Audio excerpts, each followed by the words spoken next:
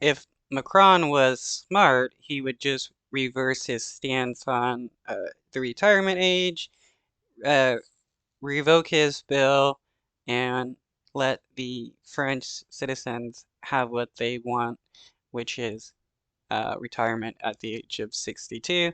But he wants to be a dumbass and uh, basically jeopardize his presidency when the next election happens. Well, it's become an all too familiar scene on the streets of Paris. Protesters dressed all in black, police armed with riot shields, tear gas and barricades, running battles taking place down the boulevards of the French capital.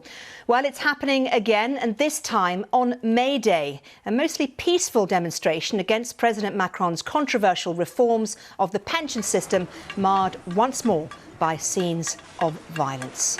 Well, these are scenes and pictures you're seeing live now of police firing water cannon at protesters. Tensions are particularly high today because a lot of the unions, the top 8 unions in France, have got together and called for people to come to the streets. It's the first time that's happened since 2009.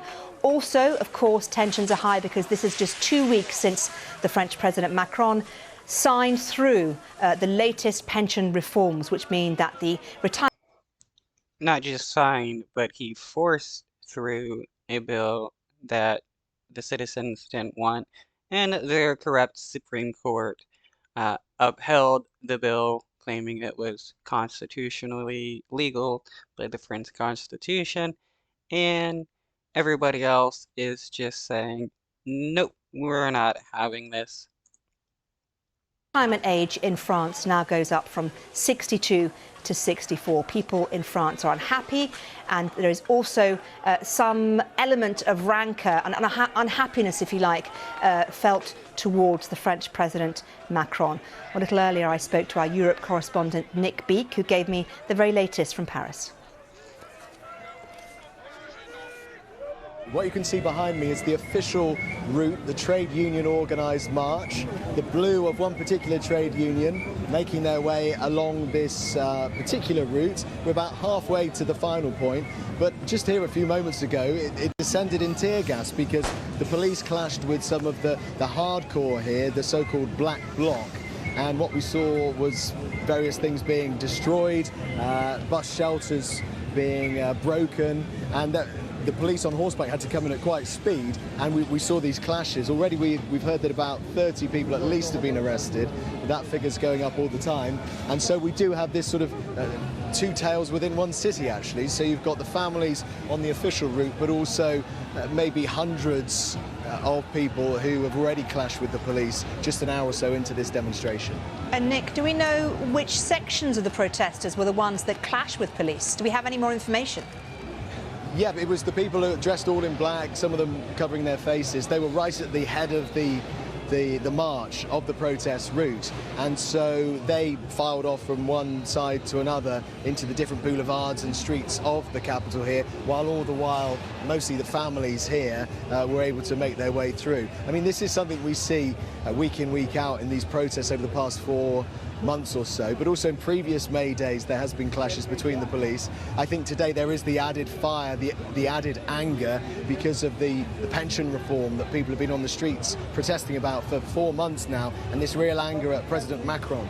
If you talk to people here, he comes in for a lot of personal animosity, lots of people holding placards depicting his face, because he was the one as president who was able to push through this pension reform that increases the state retirement age from 62 to 64. There was no vote in Parliament, so a lot of people here, their anger was just augmented, was exacerbated by this, and that's being reflected in the streets today.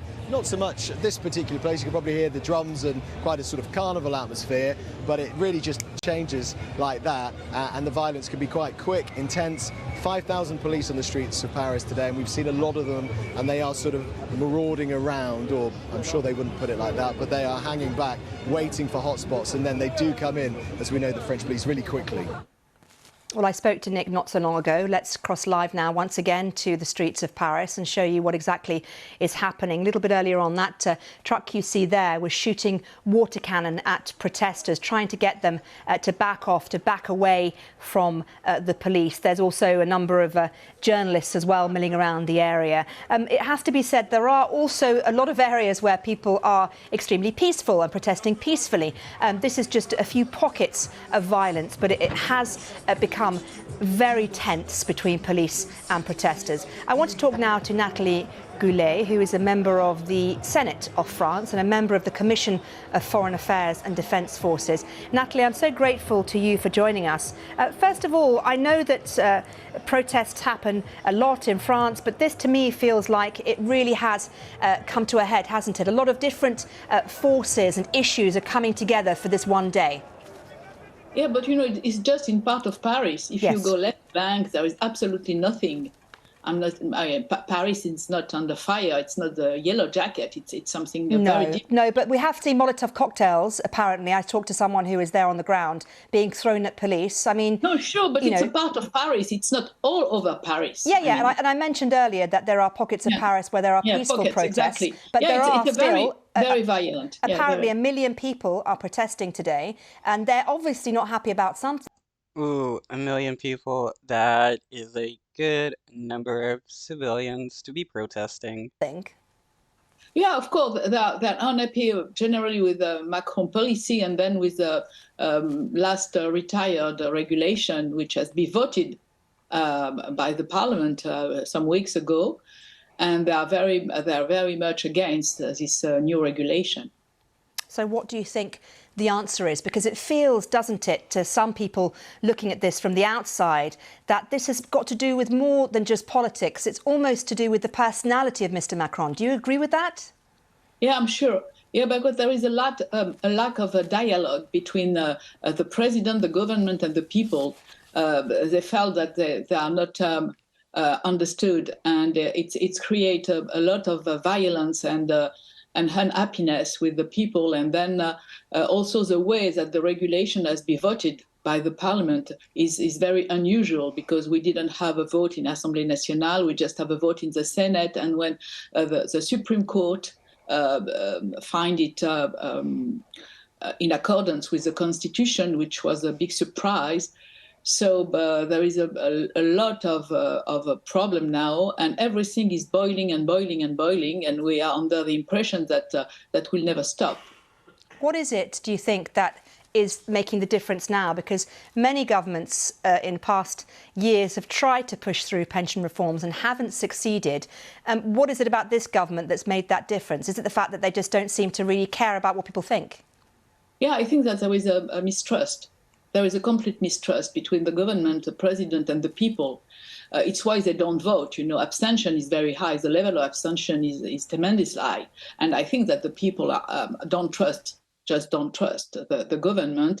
And then they feel that there is a lot of a lack of equality, because we are pushing this reform, and at the same time we are not pushing against the tax evasion, corruption, and all those kind of problems that we need to fight against. And especially People get mad when you punish the poor people for no reason, while rewarding the rich for all their corruption. You can only push the peasants so far before they want to fight back. tax evasion, which is a big issue. You know, so there is a disbalanced situation. You talked about the lack of communication between the government and the people. Is that something that is unique to this government, or is it something that previous governments have also felt? I mean, what is that relationship between the people and politics in France? Does it differ from other countries, I wonder? No, well, it's very different from Germany, for example, with the trade unions. And this time, I think it's one of the characteristics of Macron government, which is jumping over the trade unions, over the parliament, it's a very different way to deal with the country, and I think that it's not the right way to bring the people back to normal and to understand the reform, which may be useful, of course. And something is quite, let's say, funny. A lot of international trade unions are coming today to join the demonstration, and in their country, the retire age is way further than 64. So it's all the situation is very, very strange right now. If you look at Spain, for example, it's not 64, it's 67. Yeah, absolutely. Okay, there is a big difference, isn't there?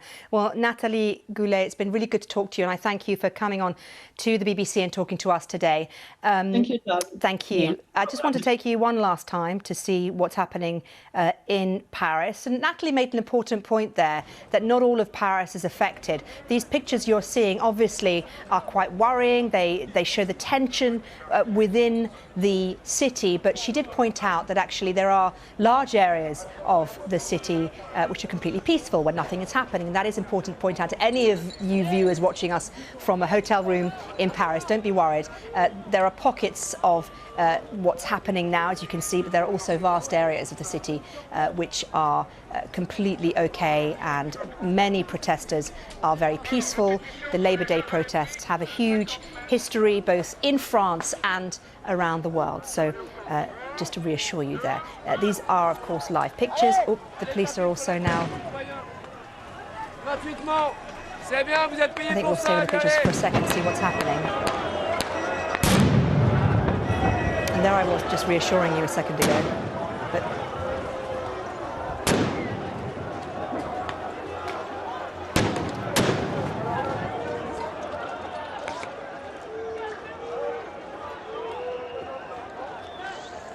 so I think what we're hearing, the explosions we're hearing, I think are tear gas bombs going off and expelling tear gas in an effort to disperse protesters. I can see police, I think the police are the ones in the white helmets, obviously, and these pictures are not very helpful because there's so much tear gas there.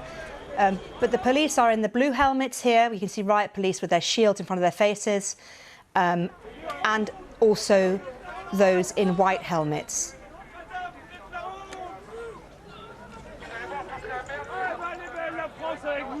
Just want to stay with these pictures just for a minute or two more. There are some more pictures coming into us actually on OS7. If we can have a look at those. Thank you. You can see just the thick, dense nature of that tear gas. And I mean, I suppose its job is to disperse people, and it's done that job very well because people are trying to walk away as quickly as they can. And these are some of the people dressed in black with masks that were being described earlier by Anne-Elisabeth Moutet as she talked to me about the people who were crossing paths with the riot police, if you like. So this is really helpful, actually. We can see one scene on the left of people having been dispersed, and the scene on the right, which is the police at a pedestrian crossing with the police van. On top of that police van actually is a water cannon. I saw it being used earlier on. So I think we can just leave these pictures now. Just to reiterate, these are live pictures coming into us here at the BBC, and we always want to be where the live story is.